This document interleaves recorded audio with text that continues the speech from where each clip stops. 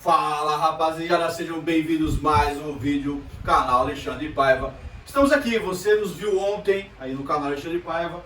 Estamos aqui na presença da Maria do Socorro. Agora também junto conosco o Dr. Otacílio. É o arroba canal do Ota no Instagram. Eu fico falando pra ele gravar mais vídeo, postar e dizer que vai agora começar a gravar. Então já segue aí, canal do Ota no Instagram. Dr. Otacílio, dá joinha também. E você já sabe, estamos aqui em Fortaleza, no Ceará. Né? Ontem, como você já acompanhou, assistiu aí no nosso canal, conversamos, a Maria se apresentou. E hoje a gente vai dar um pouquinho mais de detalhes sobre o que ela passava, o que ela enfrentou, as dificuldades que ela enfrentou na vida dela, que em dado momento da história se cruza com a história do Herédia, né? Por isso que a gente está aqui, como vocês viram no canal ontem, né? E é isso, e eu queria deixar bem claro, antes de começar a gravação aqui, Otacílio e Maria, que nós aqui não queremos prejudicar ninguém, não queremos atacar ninguém. Nós estamos aqui, né, conversamos com a Maria, ela quer fazer um depoimento, ela quer expor o problema dela, as dores dela, ela quer tornar isso, pôr pra fora mesmo, de fato a palavra é, ela quer pôr pra fora, tudo tem entalado por anos, né, anos e anos, dentro da sua mente, do seu coração, e você quer pôr pra fora e tornar isso público. O nosso canal tem esse intuito, informativo. Nós temos aqui um espaço aberto para que você possa, né, eventualmente contar a sua história. E eu, antes de começar a gravação, expliquei para Maria dos riscos, né? Mas ela é uma pessoa corajosa, entende, ela sabe os limites também, né? Para que ela nos prejudique.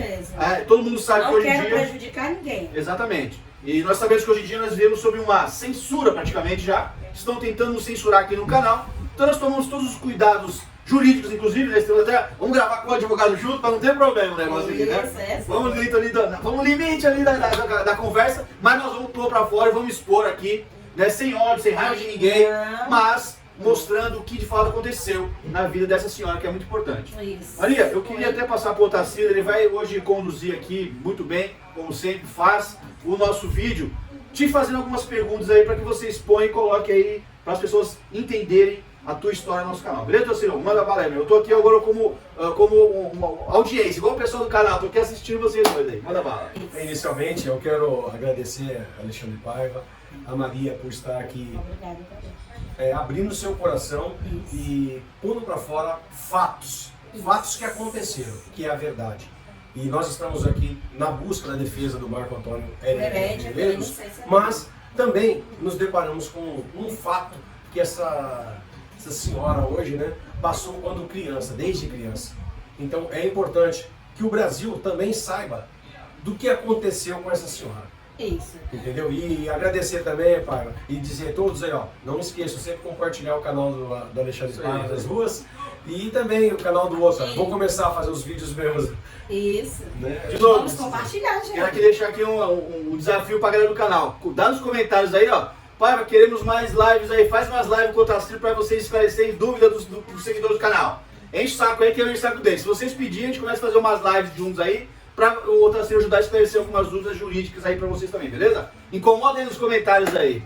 Inclusive, Paiva, com relação ao fato do processo do Marco Antônio Herédia.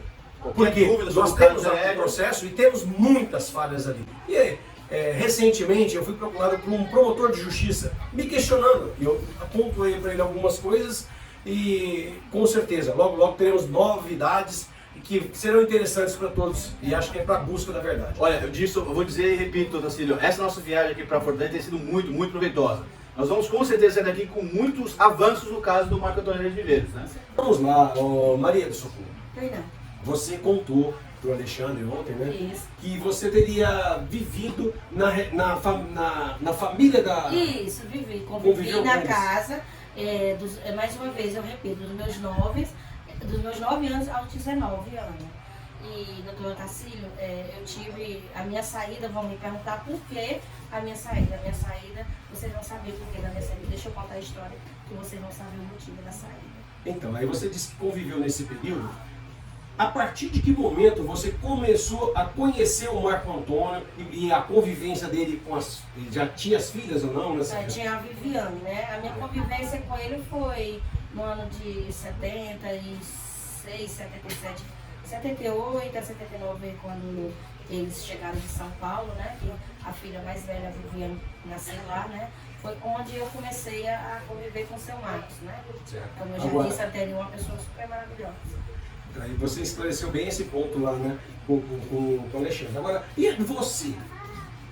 Quando você conviveu nessa família, quando que você entendeu que você estava fazendo parte daquela... Você fazia parte dessa família ou não? Como que você se entende hoje? Hoje eu entendo que eu só servi para trabalhar, né? Só servi para trabalhar e ser escravizada. Posso contar a história? Pode, isso. Gente, é o seguinte, a história, eu não estou aqui para fazer mimimi, não estou para ser vítima, não quero ser a vítimazinha. Eu não quero ser vítima, graças a Deus. Eu me curei, Você é evangélica, mas né? eu sou evangélica hoje, já trabalhei o perdão, graças a Deus. Deus me deu a sabedoria como eu dar o perdão, e como eu dei, todo mundo está perdoado. Mas o que eu convivi, o que eu passei na casa, conheci o seu Marcos, uma pessoa maravilhosa, um pai excelente com as filhas, com todo mundo, tratava muito bem a família, tanto as filhas como a família da esposa, né? Então, eu cheguei lá, criança, né, muito criança, eu fui trazida por uma lavadeira da vizinha dela, que a vizinha era uma das inquilinas, que eles tinham muitas casas, né, alugadas, né? Então eu cheguei na casa. Na casa da família. Na casa da família, né? Da família da esposa do Herédia, né? Do seu Marcos, né? A ex-esposa dele. Da ex-esposa dele. Então, pessoal, a história é horrenda, sabe? O que eu vivia lá. Eu vivia com agressões físicas, psicológicas. Eu só tinha direito comer se eu trabalhasse. Eu tinha que aprender as coisas na marra. Eu vivia escrava, como escrava, e eu sofria muitos castigos. Você podia sair da casa? Eu não podia sair da casa, eu não podia ir no portão conversar com alguém. Eu tinha que viver exclusivamente dentro de casa e só obedecer à família.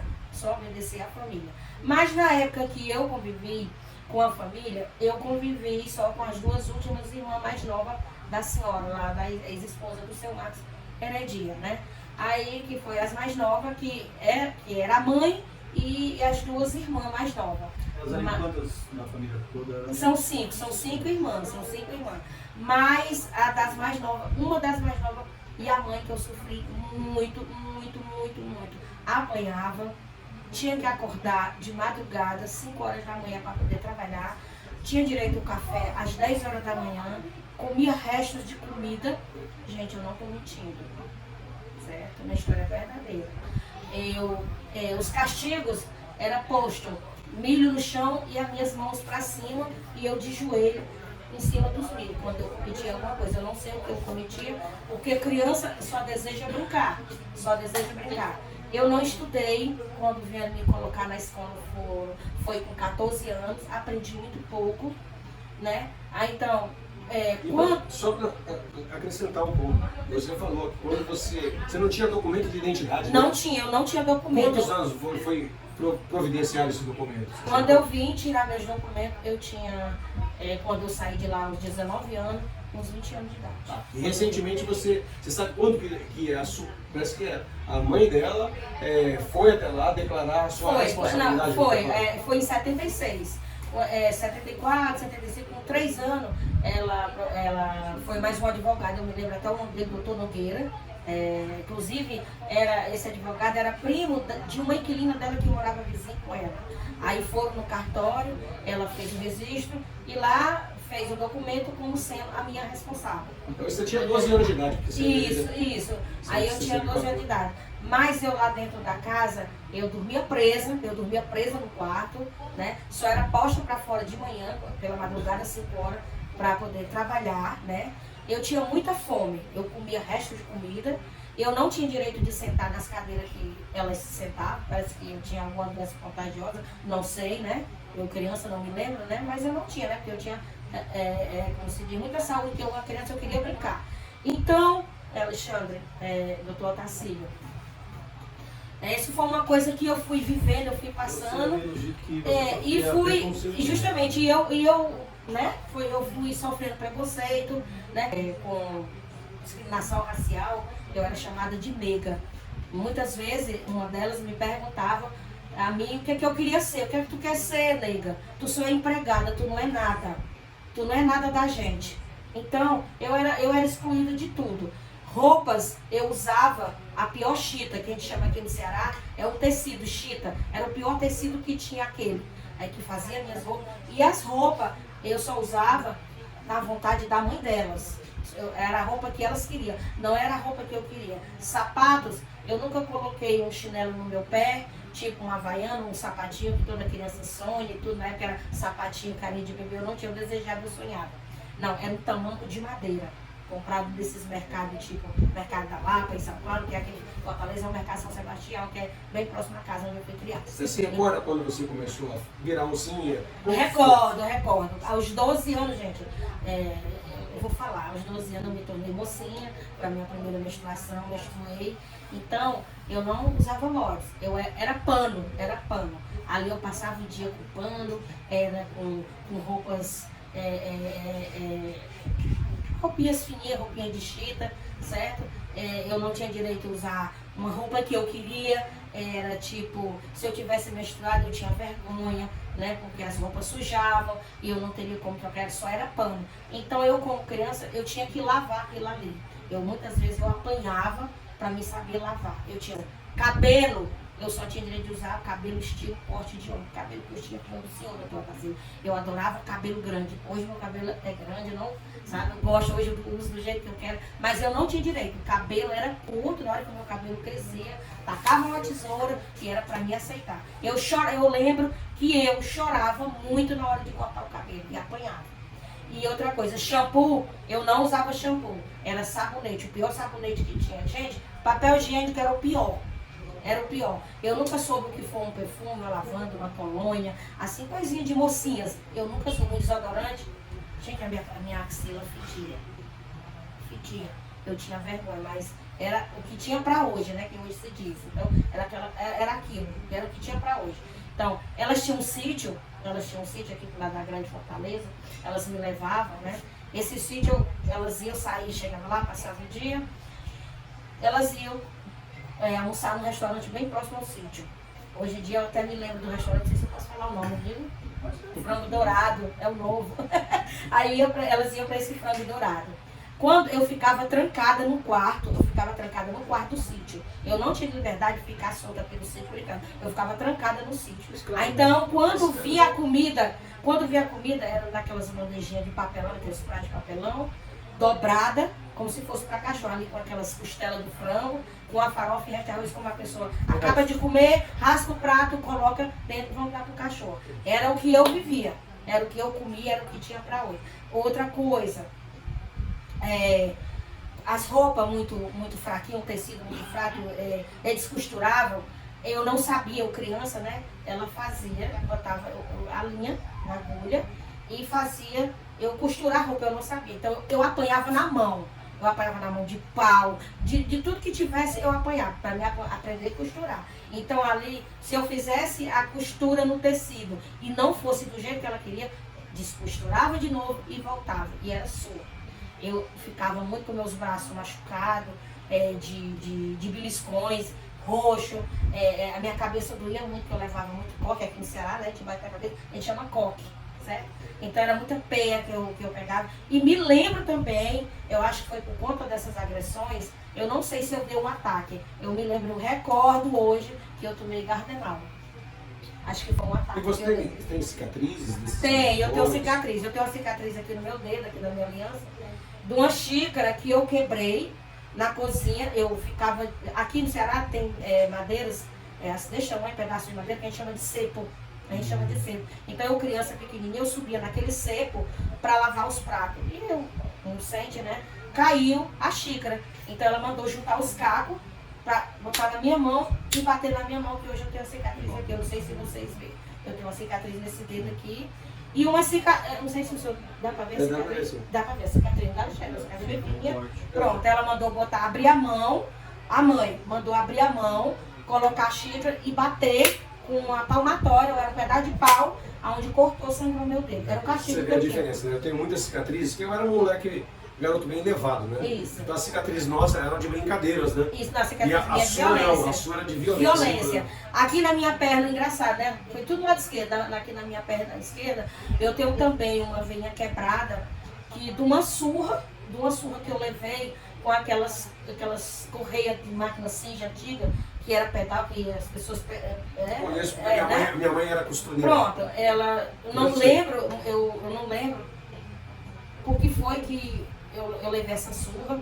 Eu só sei que eu tomei uma surra com essa correia, mas uma surra muito grande mesmo, que chegou a machucar minha Você perna. era levada para os hospitais? Tinha registro disso? Você se Não, eu nunca fui para o hospital. A única coisa que elas faziam, logo eu cheguei lá, era ir para o dentista. O meu sonho era ter colocado aparelho nos meus dentes, mas nunca fizeram isso. Né? Eu já tenho uns dentinhos meio elevados, né? Que nem vocês estão vendo aí no vídeo, né?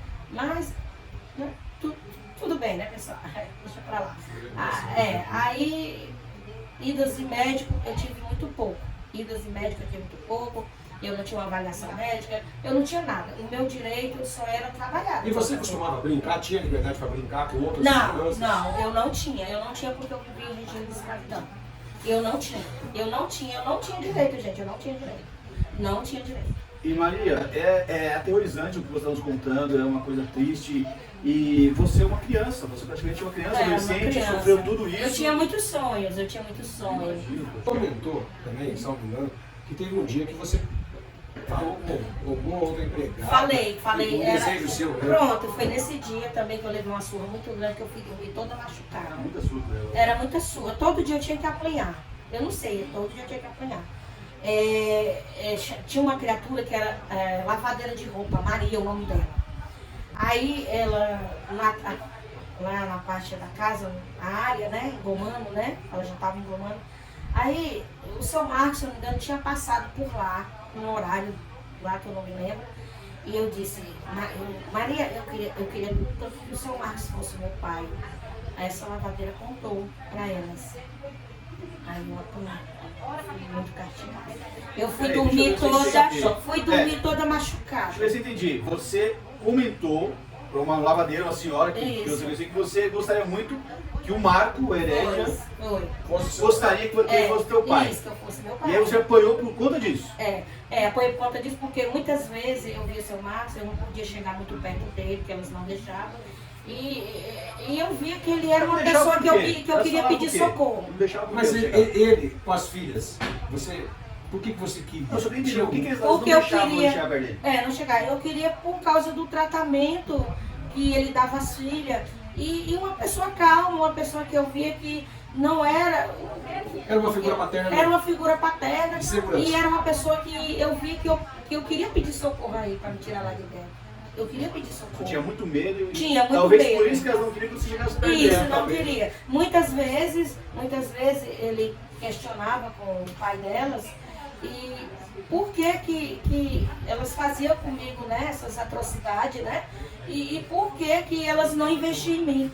Aí a própria senhora dele, ex, chegou e disse assim, não se meta, ela não vale a pena, ela é roceira. E isso eu sou testemunho com o Marco algumas vezes, comentou isso comigo. Falou ela assim, é roceira. mas por que tratam tão uma mal criança, essa menina? por que tratam o Marco tão não mal? entendia porque ele não se meta nisso, Não se tiravam mete. ele da história. Isso. E você eu lembro de ter tirado fotografias com a família onde você... Eu tenho fotos com a família, Tenho fotos, inclusive no Vou aniversário. colocar na edição aqui, ó. Vou colocar na edição aqui uma Mas foto. quem tirava essas fotos? Era a família toda ou não? Era a família e uma foto minha só que eu tenho, que eu não tenho essa foto hoje, que eu tirei na minha primeira comunhão, quem realmente se dedicou com carinho foi o seu Márcio, que eu me lembro, que ele tirou essa foto na minha primeira comunhão. Foi essa foto mesmo que eu tirei, porque a família mesmo não tirava. E as fotos que eu tenho foi comemorações. Você estava junto com eles, né? Não era só sua foto. Isso, era só. Então, essa foto que você falou que o Marco tirou foi o único que você lembra que alguém se preocupou em tirar uma foto tua, exclusivamente. Isso, foi ele. Tua. Que as outras você aparece como essa que a gente publicou aqui, com a família, no evento da família, né? Inclusive... Aí ele viu que era um dia importante pra você ali, e ele tirou uma foto inclusive, tua. eu tenho... Aí você mencionou que você ficou até os 19 anos. Isso. Agora conta pra gente, você se recorda a época que você saiu dessa casa, como que foi? Se já tinha acontecido um crime na casa do Marco Antônio, você se recorda? Doutor Tarcílio, é o seguinte, elas, as conversas da casa, né? As conversas da casa, eram muito reservadas, eram muito Tirava você restritas. de perto agora. Tirava eu de perto. Eu sempre tinha, tipo, falavam, saiam daqui, saia daqui. Eu sempre tinha que estar em algum canto reservada, afastada. Elas não ficavam, eu não podia ficar perto delas. Inclusive eu até citei que as cadeiras onde elas se sentavam eu não podia me sentar. Eu não podia. Eu só tinha direito a me sentar um banquinho pequeno, que aqui no Ceará se chama tamborete, um banquinho pequeno e uma cadeira que eu botava meu prato em cima para comer. Um detalhe, Na o meu mesa prato podia? e o meu prato, meu copo, minha colher era separada, porque eu acho que eu era tuberculosa. Mas você fugiu da casa, foi fugido de lá? Eu fugi por conta dos maus tratos. É um detalhe, gente. E todo isso que eu passei, eu fui botando na minha cabeça que eu tinha que fugir. Eu tinha que fugir porque eu não aguentava mais os maus tratos. E eu fui botando. Então, existia uma época que, assim, eu ouvi as histórias, né, dos mais velhos falando que as crianças menores, né, antigamente, se ficasse zanzando pela rua, o juizado menor pegaria. Então, eu não podia fazer isso. Eu fiquei com medo. Não podia fazer isso porque eu tinha medo do juizado menor me recolher, né, me levar para o abrigo. Aí eu disse, não, eu tenho que fazer eu ficar de maior para me poder fugir. Aí eu completei 18, esperei passar 18 anos, que quando foi com 19 anos, quando foi um belo dia, eu fugi pela garagem. Você fugiu? Eu fugi só com a roupa do corpo. Você tinha apanhado esse dia também? Eu tinha apanhado. Nesse dia eu peguei uma surra muito grande, porque, lembrei, porque ela tinha botado um peixe na geladeira e tirou a pele do peixe e não jogou fora. Então aquela pele ficou por vários dias na geladeira e eu me esqueci. Gente, pasma, a mãe dela chegou pra mim e disse, abre a boca, abre a boca, abre a boca. A pele já estava estragada. Abre a boca, encolhe, mastiga e engole. Foi assim, gente. Aí esse dia foi o estopim. Esse dia foi o estopim. Você podia acabar até morta lá, Isso. Uma das irmãs, que foi as irmãs mais novas que eu convivi, né? Porque as outras já estavam tudo pra fora, morando nas suas casas, que eu convivi com as duas mais novas. A mais nova, uma das mais novas, né? Posso dizer que é a do meio, né? Gente, era uma tortura. Era tortura. Ela me pegava assim, dó e piedade. Eu ia à missa com ela, com as duas, doutor Otacílio. Eu saía de casa, voltava de casa, assim, a mão do cachorro, era uma coleira. Eu saía na rua, assim, ela segurava aqui no meu pescoço, e ela caminhava, já estudava, já fazia faculdade. E fazia assim, que acho que eu entendi que não era pra fugir. E vinha aqui dali me incomodava, ela vinha do caminho da igreja, saía de casa, de casa até a igreja, com essa situação, e na volta a mesma coisa com essa situação. Como se fosse um animal, né? Como se fosse um animal. Eu não tinha direito de dar um bom dia a ninguém. Eu não tinha direito de dar um bom dia. Você tinha amigas? Não, porque eu era presa, eu vivia presa. Eu me lembro um fato que elas tomavam café muito bem preparado de manhã. E eu comia muito bem. E eu, gente, eu vivia com fome.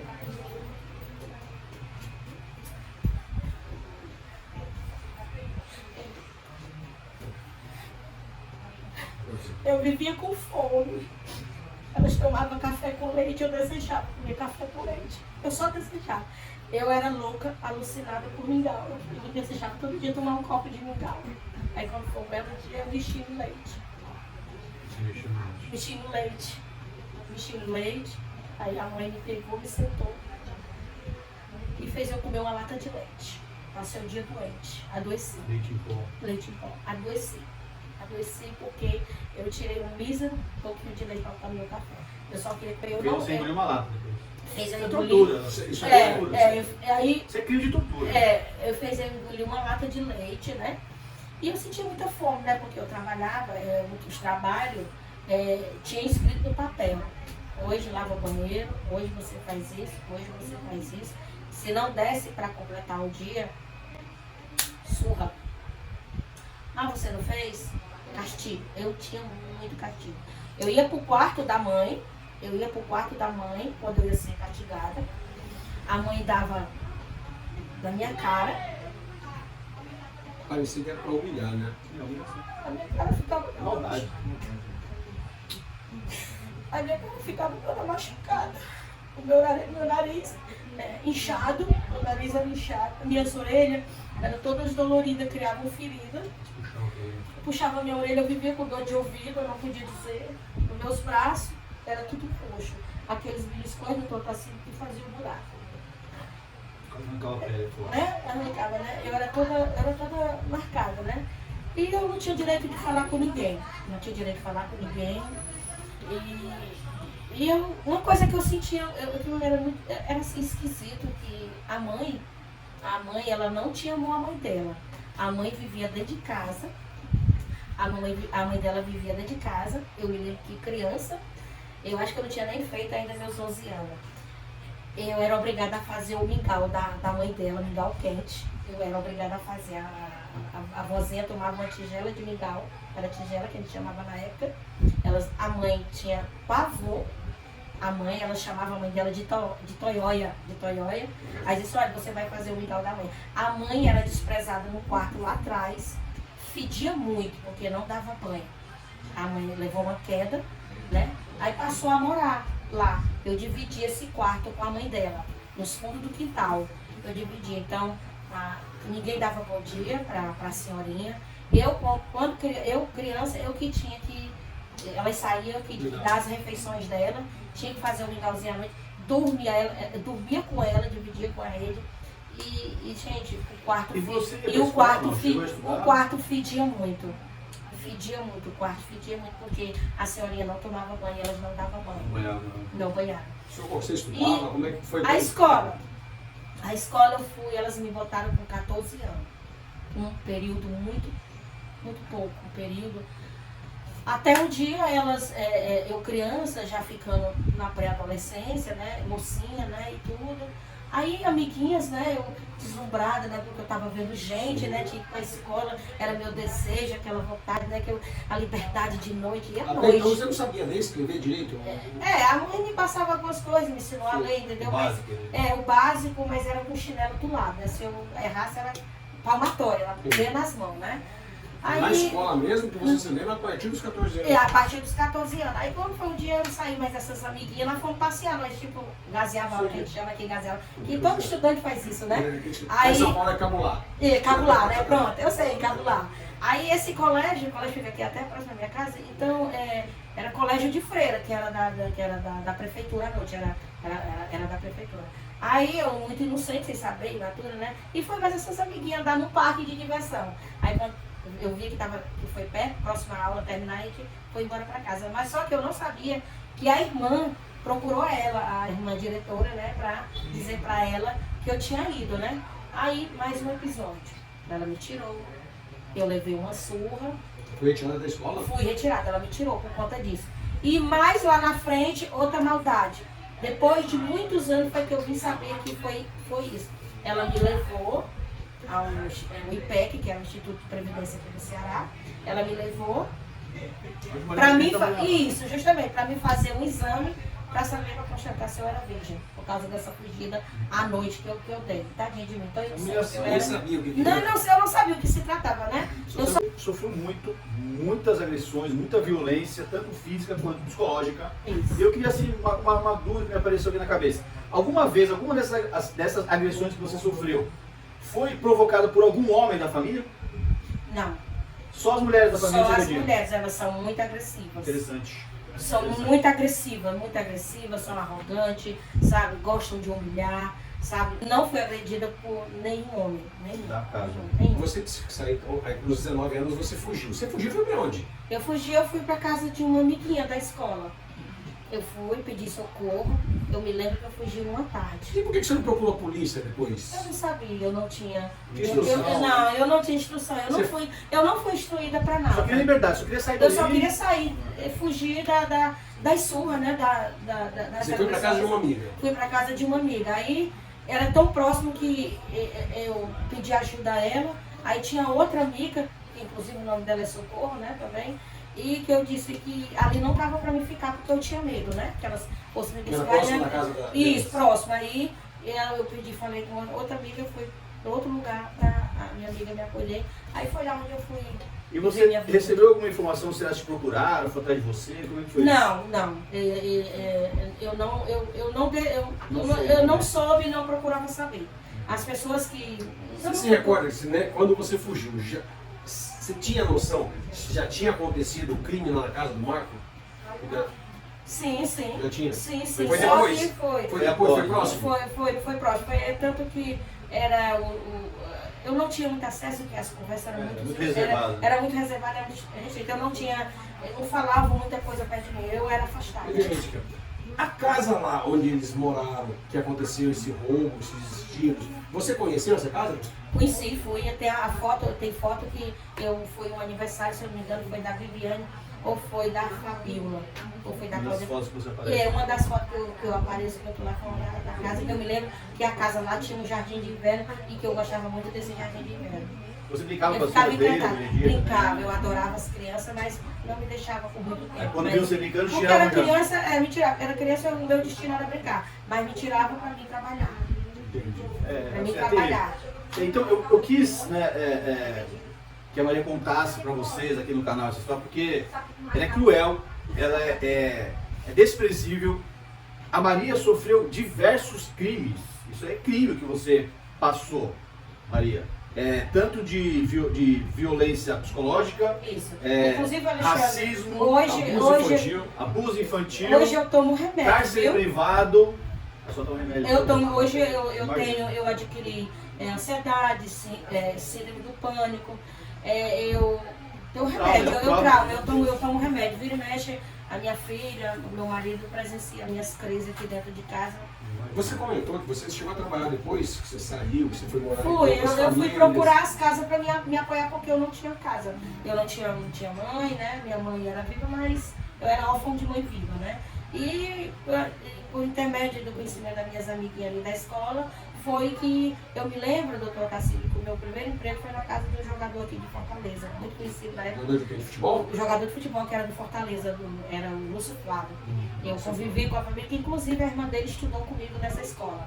Aí, onde ela me levou para lá, conheci nessa família, passei um tempo trabalhando lá para eles, e depois eu fui para outras pessoas, convivi com outras pessoas, onde eu trabalhei mais tempo, né, nessa casa onde eu fui. E você comentou comigo que você nunca, você chegou a procurar defensoria pública, advogados, Cheguei, todos bateram porta na minha cara, porque não valia a pena, que disse que, não vale a pena, você tá mexendo com gente assim, você vai lá. Então, as pessoas tinham medo de... eu via no rosto delas que ela tinha medo realmente de não querer levar o caso à frente. Da história da Maria da Penha, tem aquela repercussão, né? Envolver a família dela. Isso, entendeu? Aí, muitos advogados fecharam a porta na minha cara. Você se recorda nessa época, porque o processo ganhou uma notoriedade aqui em Fortaleza, né? E você assistia alguma coisa? O que você se lembra do processo? Que as informações que eram relacionadas só ao processo do seu Marcos? Não, o que eu lembro do processo é que a justiça falava somente dele, né? Era ele que acusado, o agressor, foi a base toda. Mas eles falavam a respeito que tinha acontecido um roubo na casa dele? Não, só falava que ele tinha cometido um crime, que tinha dado um tiro nela, que tinha deixado na cadeira de roda. Era isso que eu ouvi. Eram as informações que a mídia passava era isso. Entendi. Quero falar uma coisa aqui. Isso é muito importante, assim, eu quero dizer assim, muita gente vai se me procurar, se quiser, esteja à vontade. Quer dizer, por que ela só está expondo isso hoje? Gente, uma pergunta que vai surgir, claro. Tem uma pergunta que vai surgir que muita gente me faz. Por quê? Internet, o acesso mais fácil, né? E muitas pessoas mesmo, por onde eu passei, doutor Tacílio, disse, vá atrás do seu direito, corra, porque tem muitos crimes. Mas a nossa justiça, né? A justiça mudou, né? E tudo, né? A gente fica e tudo. E outra coisa que eu quero deixar aqui também. Vão dizer assim, vítimazinha. Nossa, a família lá pode questionar e dizer assim, nossa, a gente não está sabendo que ela que ela queria que ele fosse pai. Lógico, eu não tinha, elas não me davam ouvido. Eu era um nada. Eu representava o nada. Multiplicando tudo, nada. Ou seja, se você, sem fazer nada, você já apanhava, Isso, sem dar motivo isso, algum, sem ficar verbalizando qualquer coisa para eles, Isso. como você mesmo falou, em dado Muita dia vez, você expôs para uma terceira pessoa, Isso. essa terceira pessoa contou para elas ficaram uma sua. Obviamente que, né? Já criou ali uma limitação. Inclusive uma delas no final do ano, do ano retrasado, me procurou por conta do. Isso é importante comentar. Por conta dos burburinhos que surgiram, porque eu nunca neguei, sempre por onde eu passei que eu trabalhava, eu comentava. Né? Eu comentava, falava da lei e comentava que tinha passado pela família e relatava a minha história. Eu não escondo a minha história, eu relatava a minha história, né? E ela, um belo dia, né, me ligou, perguntou, você é a Maria tal de Socorro, que conviveu com a gente? Sim, sou eu. Eu já sabia, disse sim, citei o nome dela e disse sim, sou eu, diga. Ah, tá, tudo, não sei o que mais lá, vamos conversar e tudo, vamos um dia conversar, apareceu, esperei, fiquei à vontade, deixei à vontade, tudo. Foi um belo dia, no ano retrasado, me procurou, no final do ano, e levou flores. Não quis flores, eu não quero flores. Flores não vai trazer o que eu perdi. Flores não vai me representar nada. Não vai, o que ficou não vai me representar nada. Flores não vai me representar. Não quero. É importante salientar isso também, porque é muito recente, né? Então, Isso. muito por conta também do que você estava comentando com algumas outras pessoas e talvez também relacionado com a questão envolvendo o nosso trabalho já estava ativo, a questão envolvendo o Herédia no meu canal. Então, quer dizer, já estava começando a tentar, talvez, livrar alguma possível pessoa que pudesse vir a prejudicar a história delas. E sabendo que a Maria tinha muita história para contar, tentaram buscar a Maria aí para tentar ver como é que estava, como é que não estava. Mas, como disse no começo do vídeo, eu não vou buscar o nome de ninguém, tá? Mas uma coisa que eu quero deixar bem claro aqui, nós estamos aqui para ajudar você, Maria, no que for possível, nós vamos ajudar. Estávamos conversando aqui... E eu também, para ajudar também, estou aqui. Estávamos conversando aqui antes da gravação, né, nos colocando também à disposição para te ajudar. O Otacílio vai fazer algumas pesquisas, alguns levantamentos. O Otacílio, como é um grande advogado criminalista, vai verificar. Porque o problema é que já se passaram muitos anos. Isso, já então se passaram. existe ali uma dúvida com relação à Constituição. A lei mudou, então tem que ver se já não prescreveram estes crimes. Porque eu quero frisar bem isso. O que você passou naquela casa, Maria, é crime. Já era crime nos anos 80. Isso. E vai continuar sendo crime. Eu não tinha liberdade para nada. Tortura psicológica, agressão física, agressão psicológica. Isso. Você vivia em cárcere privado, agressão infantil.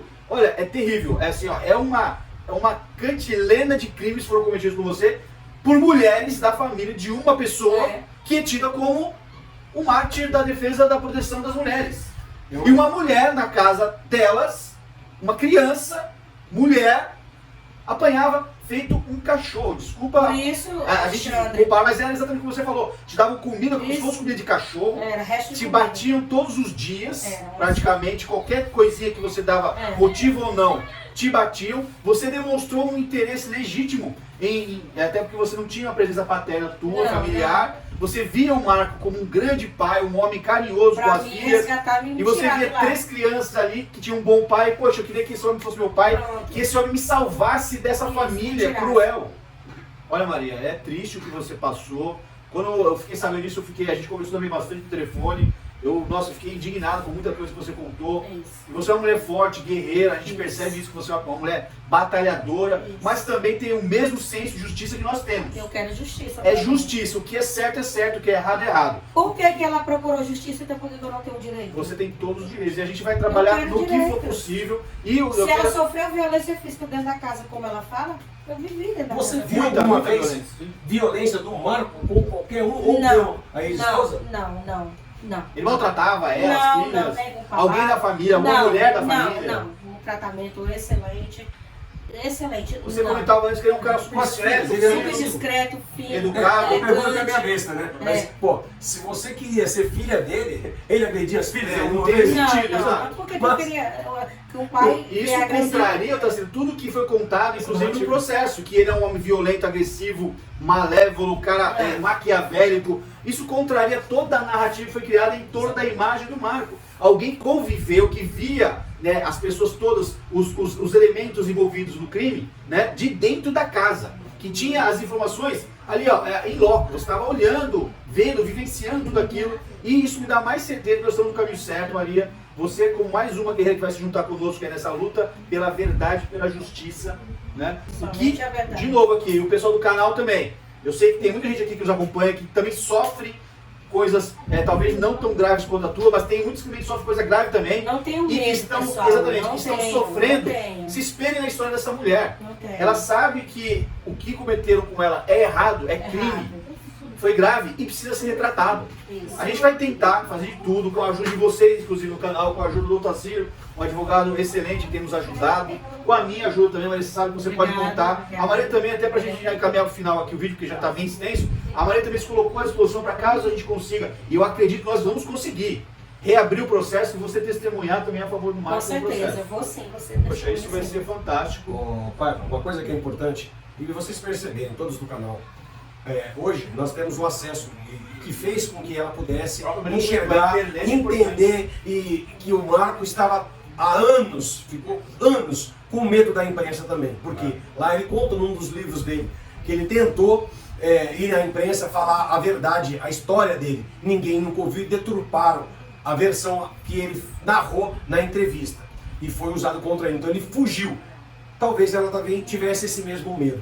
Mas agora com a internet, e até o canal do Paiva, o Ricardo Ventura, quando eles trouxeram todas essas histórias que começaram a crescer e deu força para que ela pudesse vir falar, você que saiba, que tenha um conhecimento de algum fato, ou por exemplo, você mesmo que praticou o delito, vocês sabem, eu tenho dito isso. Se você praticou o crime, o Marco disse que reconheceu duas pessoas autoras do fato, Paulo Maravilha e o Oclésio.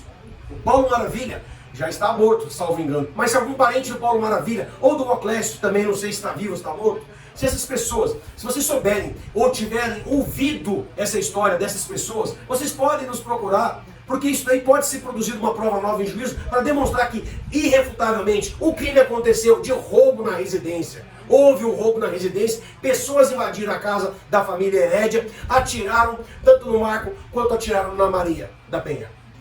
Não foi o Marco Antônio que atirou. E se vocês souberem, venham, nos procurem.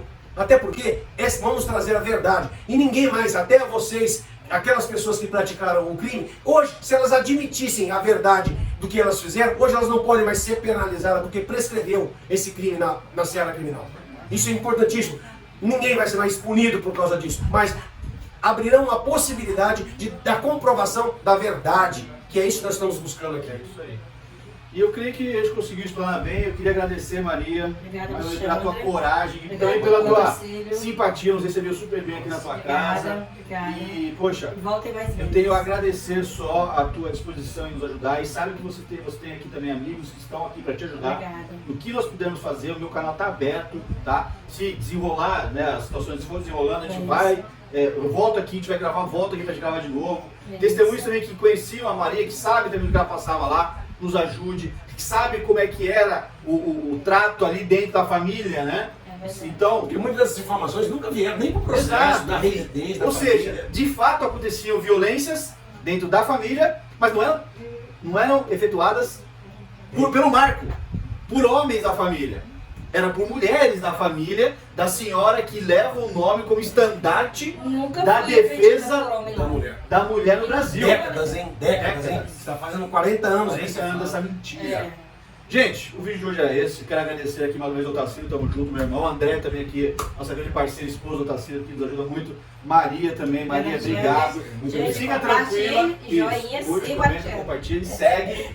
E olha, gente, saibam, o que nós estamos fazendo aqui, nós estamos reescrevendo história. Estamos expondo fatos como a história da Maria, para que as pessoas saibam o que de fato aconteceu lá na década de 80, na família Herédia. E todo mundo que acompanha nosso canal aqui sabe, não vou dizer todo mundo, mas a grande maioria sabe, Marco Antônio Herédia Viveiros é inocente. E nós vamos trabalhar incansavelmente até que isso fique evidenciado para todo mundo. Justiça por Herédia. Isso. Tamo junto, rapaziada. Um abraço.